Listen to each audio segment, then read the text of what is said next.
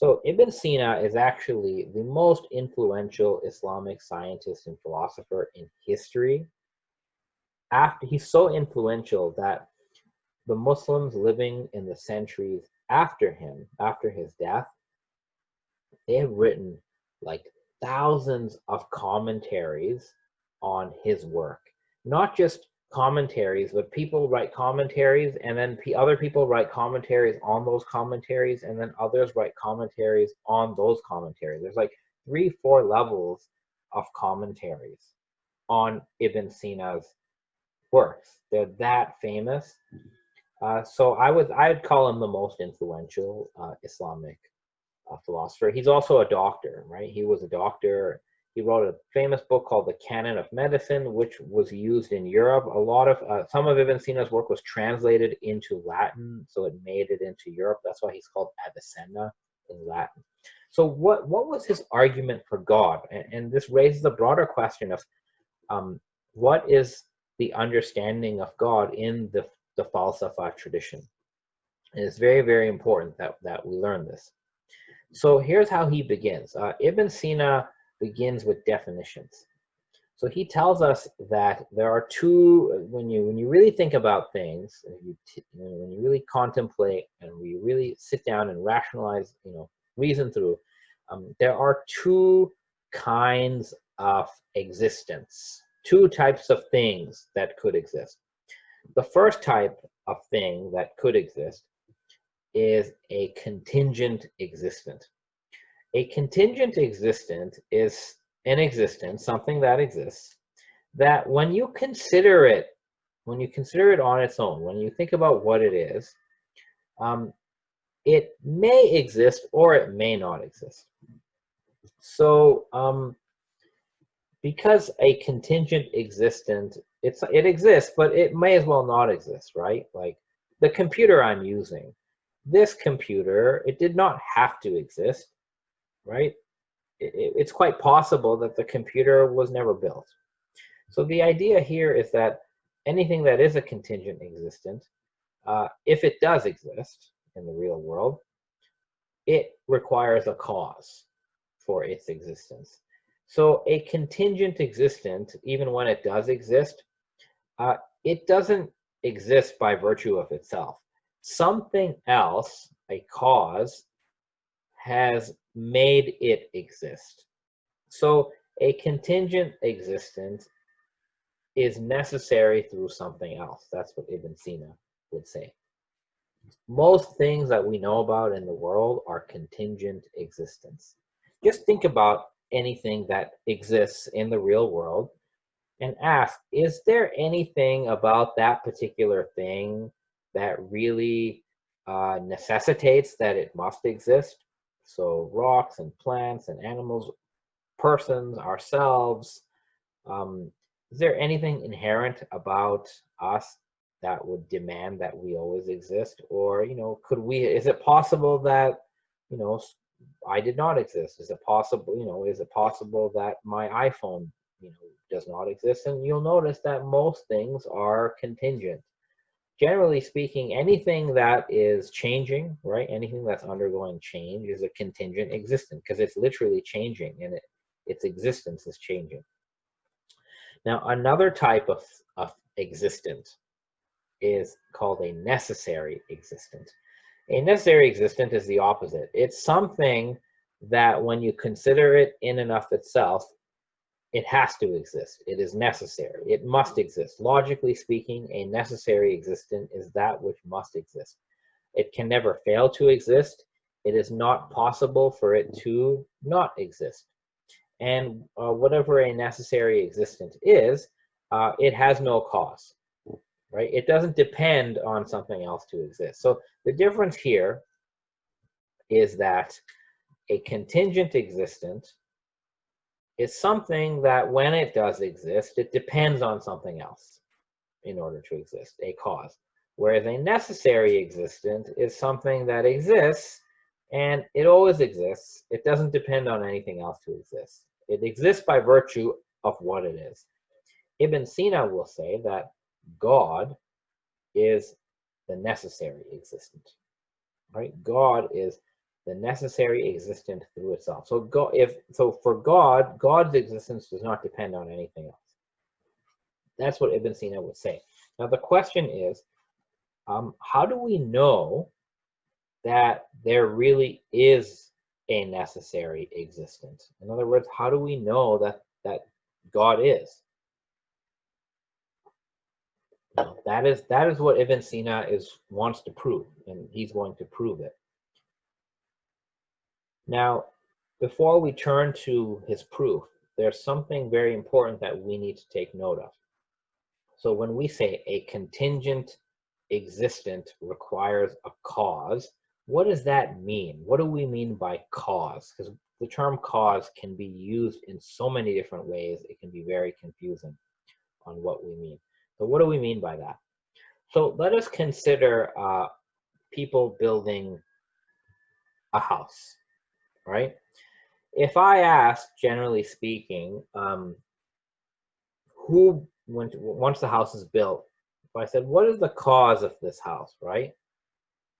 Most people would answer that the cause of the house is the builder or the builders, right? We would identify the builder of the house as the cause of the house. Why? Because, well, the builder, he put everything together, or she put everything together.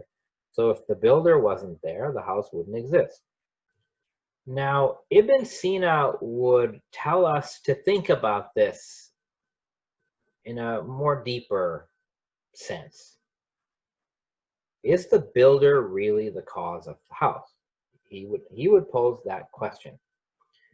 So he tells us in one of his famous books, the Danishnameh, the builder of the house is not actually the cause of the house, though he's responsible for the movement of wood to the place of the house. This condition terminates after the builder or the maker of the house has left. So I'll just pause here. He's telling us, Ibn Sina is telling us that the builder of the house is not really the cause of the house, because once the builder has finished his work, the builder can leave, the builder could disappear, but the house will still stand. Right? The house will still be there.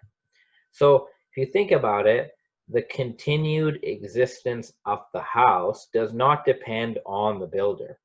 And in that sense, the builder is not the cause of the house. Ibn Sina continues, the actual cause realizing the form of a house is the superimposition of the elements which constitute the house and their intrinsic nature, which necessitates the persistence of the house having that form. Though by itself each element has a downward movement, when the elements are retrained, they stand as the upholders of the house. Thus, the cause actualizing the form of the house is a synthesis of these two causes. As long as the house exists, no causality is attributed to the builder. In other words, what Ibn Sina says, and quite rightly I think, is that the continued existence of this house does not depend on the builder. It depends really on the materials that the house is made out of and the precise arrangement or superimposition of all the materials. So the wood and the brick and the cement and all of that, the nails, that the house is really being caused by the materials it's made out of and the arrangement, the form of those materials. Those are the causes of the house. If you remove the material, the house ceases to exist. If you have the same material, but you totally change the imposition or arrangement of the material, the house ceases to exist. So the real causes, the sustaining cause of the house is the arrangement of its material. That is what Ibn Sina is saying. In this sense, the cause of the house has to exist simultaneously with the house. If you change the material, you remove the material, or you change the arrangement, those are both causes, the house does not exist. So the house is a contingent existent right? Because it depends on its causes at every moment it exists. That's what it means to be a contingent existent, to depend on some causes as it exists at any time. This is not just true of houses, right? This is true of most things that we know about. If you take my body for, I'll use myself as the example. I'm a contingent existence. My existence depends on the health of my body. My body is made up of several organs, right? So my body depends on my functioning organs. My organs depend on tissues. The tissues depend on cells. The cells depend on molecules, and so on. So if you just examine yourself or my computer or whatever it may be, all these things have dependency on simultaneous causes. That's what we're saying. So cause and effect, when it comes to a contingent existent, whatever it could be, are simultaneous. That's the point. The cause is not really before the effect. The cause is sustaining its effect or effects at every moment the effect exists. This is not just a medieval view of Ibn Sina. This is also a view of many philosophers today. It was a view of even someone like Immanuel Kant, who didn't, he was not a fan of arguments for God, but even he admitted that the great majority of efficient natural causes are simultaneous with their effects. So if you just think about this very deeply, because this seems counterintuitive, we are trained to think that causes must temporally come before their effects. That's only, so that's not really true. If we come to that conclusion, then we've actually misidentified the cause in that situation. If you look at the conditions that have to obtain at the very moment an effect is produced, they have to be simultaneous. If they're not simultaneous, the cause is not really a cause, and the effect wouldn't exist yet. So that's how you have to look at this. At the very moment that the effect comes into existence, the cause has to be producing it. That's the key here. And then when that effect continues to exist, right, for it to continue to exist, it still needs to depend on some causes. If you take those causes away, the effect will not exist. There are many examples of this, right? So a kitchen magnet sitting on a fridge, when one train is pulling another train, right? The cause and effect is simultaneous. When you have an iron bar that's glowing because of the heat is the cause, the glow is the effect. That's simultaneous.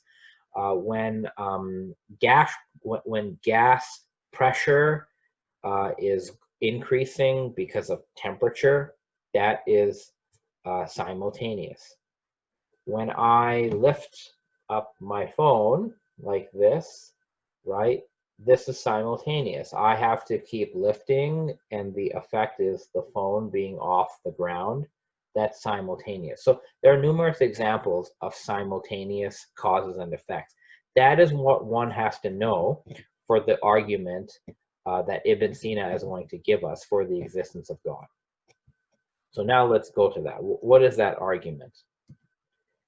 Here's the textual form of the argument, and I'm going to put the text on the screen, but it's very difficult to get through the text.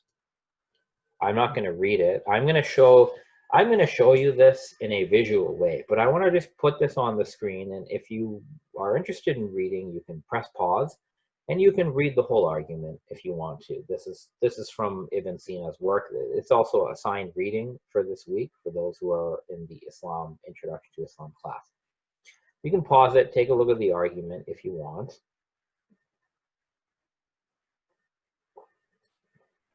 I'm going to show this in a visual way, my attempt to make this argument accessible to you. So again, we have contingent existent and necessary existent. A contingent existent is anything that exists while depending on something else to exist. That's a contingent existent. So a contingent existent doesn't have to exist, but when it does exist, it depends on something else. Something else is necessitating its existence. That's what it means to be contingent. Most things that we know about today are contingent. This computer is contingent. This iPhone is contingent. I'm contingent, right? Dogs are contingent, and so on. So here's the argument of Avicenna or Ibn Sina here in a visual way.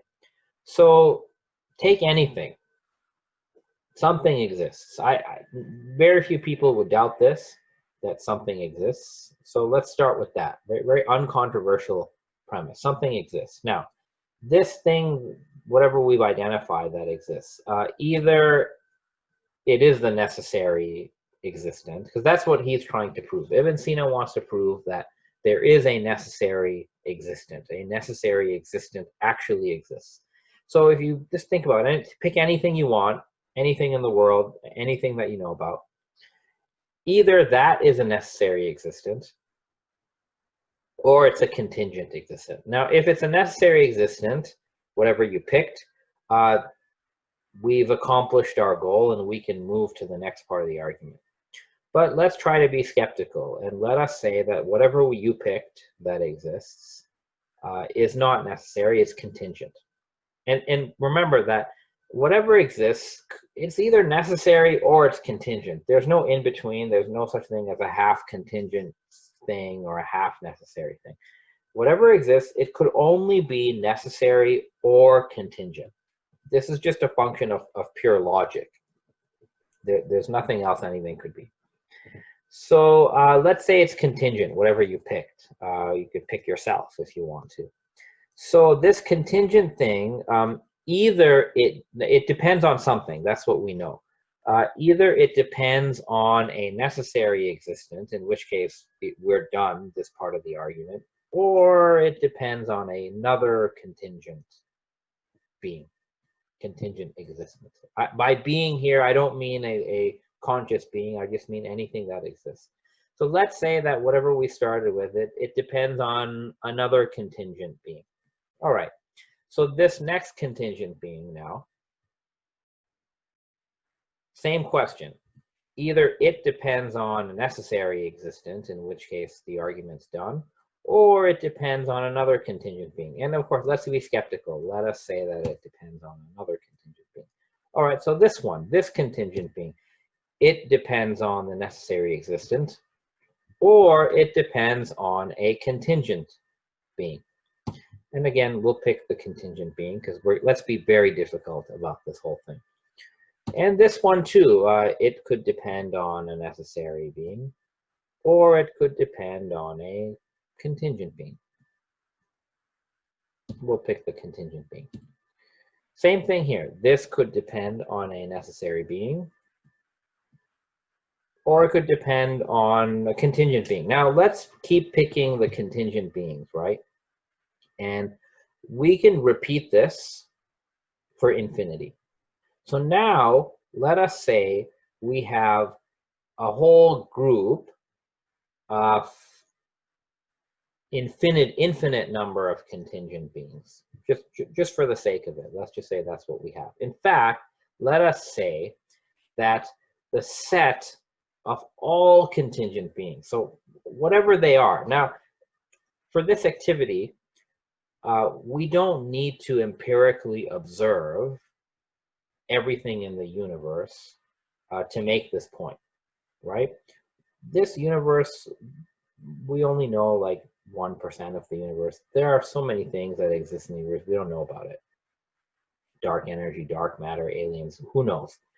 There could be other universes, right? There could be a multiverse. There could be all sorts of things. We could be living in a simulation, which exists in another simulation, it doesn't matter. In either case, whatever reality is actually like, it's either going to be contingent or necessary. So for the sake of argument, let's say whatever reality really is, whether you believe in multiverses, quantum realities, whatever it is, let us consider that we have the set of all contingent beings, and that there's an infinite number of them. Keep in mind again, when I'm talking about this sort of infinite set of contingent beings, I'm not talking about going back in time, right? We're not talking about going back in time to the past. That is not what's at stake here. We're talking about a chain of contingent causes and effects that exist at any moment, at every moment. So when we say something exists and that something depends on, we're not talking about the causes in the past. We're talking about what it depends on right now. This very instant, this contingent existent, it depends on something. And we're saying that let's pretend that it depends on an infinite number of contingent beings, each of which depends on the other. That's what we're talking about. So here's our question. If we have the whole set now, right? The whole set of contingent beings, n is infinity. What about the whole set? So the set of all contingent beings, is that contingent or is it necessary? So Ibn Sina says that there are three options. You have three options on this, or four options. So this whole set, it could be necessary. That's one option. Right? It could be necessary. So let's say, let's assume that maybe if you group all contingent beings together, and there's an infinite number of them, they all depend on each other, maybe that's a necessary being. Ibn Sina, of course, will say actually that's not possible. If this series of contingent beings, even if it goes to infinity, every member in this is contingent. Right? There's an infinite number, but they're all contingent. So that would actually mean that the whole set, the set itself, it can't be necessary either. The set itself is contingent. If everything within it is contingent, then the whole thing is contingent. And you might say, no. Why can't the whole set of contingent beings be a necessary being? If that were the case, it would mean that this necessary being that we got here is itself the amalgamation of infinite contingent beings. And it would mean that this was caused by all these contingent beings. You might say, okay, well, that's great. Why can't we do that? If a necessary being has been caused by the aggregation of contingent beings, then it's not really a necessary being. It's been caused by them. A necessary being is that which has no cause. That's what it means to be necessary. Therefore, it follows logically that the set of all contingent beings is not necessary. It is a contingent set. All right, so what's our next option? Well, maybe all of the members could be the cause of the set. The problem with that, of course, is each member, all these contingent beings in the set, they're all contingent themselves. So they can't really be the cause, right? They themselves depend on something else to exist. So that's not possible. Maybe one of these members here, right, is the cause of all the others. That could be, but whichever one you pick in the chain, it depends on everybody else in the chain to exist, right? So you pick this one, well, he depends on him, and then he depends on him, and so on. Even this, there's no bottom, right? So they all depend on each other. So this is not possible either, because everything is contingent. The only option we have is that if you have the set of all contingent beings, there has to be a cause for the whole set that is external to the set. Okay, so now what if we said that this whole set of contingent beings depends on a contingent being that is outside the set? That's a solution, right? They depend on this. The problem here is if you say that the set of all contingent beings depends on a contingent being, this contingent being should really be part of the set. Why? Because we've defined it as the set of all contingents. So that doesn't work.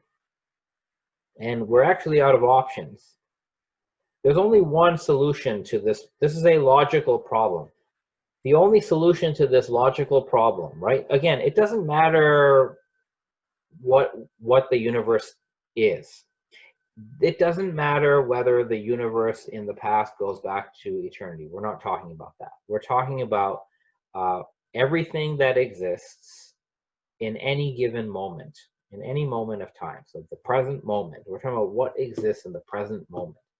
Whatever the universe is made out of, whatever the universe consists of, it doesn't matter if we can only empirically observe a percentage or small percentage of it. It doesn't change any of this. Everything that exists can either be necessary or contingent. And if we can try to avoid the existence of a necessary being, and we can say that there's an infinite number of contingent beings, but even if we group them all together, we sort of consider all contingent beings together, it doesn't matter how many multiverses there are, at the end of the day, contingent beings by themselves could not exist. The contingent beings, an infinite amount of them, at the end of the day, they depend on a cause outside the whole set. And that cause can only be a necessary being or a necessary existence. This, if you follow this logically, this is what you end up with. Does not matter what science says. This is not a scientific problem. This is a ontological problem. This is a metaphysical problem. So this is the solution, that there must be at least one necessary existence that is outside the set of all contingent things. And all contingent things at any moment, and this is not about the past, let's assume the universe is eternal, it's not about the past, but even this eternal universe would be a contingent thing. You may say, why can't the universe be the necessary being? Well, for starters, the universe couldn't be a necessary being because the universe itself is in a state of change. And it's in a state of composition. It's made up of all these other things. And as we'll see, a necessary existent cannot be any of those. So, but again, this argument, as I've articulated here, we don't need the concept of the universe, right? We never actually have to argue at any point that the universe is contingent. Rather, whatever the contingent beings are, it could be 5,000 universes, they all depend on a necessary being, a necessary existence. Now we can sort of go further. It logically follows that any necessary existence, there's at least one, there could be 10 at this point, but there's at least one of them, right, that these depend on. But whatever a necessary being is, it is uncaused. That's what it means to be necessary. And that means that whatever is uncaused has no parts. Why, you say? Well, if a necessary being has parts, then it is caused by those parts and it depends on those parts. And then it would be contingent. And then in that case, we still have to postulate a real necessary being that has no parts. So you have a necessary being that has no parts. If two or more necessary beings existed, then each of them would consist of parts, right? So if you had two necessary beings, if there were really two, or three or four, but if there were really two, they would each have to possess something that they share in common. That's why they're two of a kind. So they have something in common, but then they would each have a differentia, what I call a differential factor. Something must make necessary being number one different from necessary being number two. So if you have two of them, this is what you get. And that would mean that each of these two necessary beings, if there are really two of them, they would be composed of parts. But wait, we see up over here that the meaning of being necessary, of being a necessary being, is to have no parts. Therefore, it follows logically that you can't have two necessary beings. There's only one necessary being. And finally, if you inquire, if you logically deduce, what are the features or qualities of this necessary being? A necessary being would be timeless. It cannot undergo change. If it underwent change, it would not be a necessary being, right? Parts of it would cease to exist. That would mean that it's not really a necessary being, because if it changes, something has to cause it to change, right? So it can't change. So it is eternal. A necessary being, because it has no parts of any kind, it cannot be a material thing. It cannot be a body. It cannot consist of bodies or blood or flesh or atoms or particles. It cannot be material. It is immaterial. If it was material, it would not be a necessary being. It would be made of parts. And whatever this necessary being is, there's only one, but all the contingent beings, the contingent existence, depend on the necessary being. And another way of saying that is that the necessary being must be continuously creating all these contingent beings, whatever they are. Again, it doesn't matter how big the universe is, or if you believe in a multiverse or whatever, if you believe in an infinite number of quantum realities, whatever that is, all of that is contingent. Then, based on what you see here anyway, the necessary being would be unbounded. It's simple. It has no parts. It would have no bounds, and it would be perfect. Perfect, perfect in the sense of it doesn't lack anything. If it lacked anything, if it was deficient in some way, then there would be a cause for that, and it would again not be a necessary being. This, in summary, is Ibn Sina's argument for the existence of God. So for him, the necessary being is God. The necessary being is Allah. For Ibn Sina.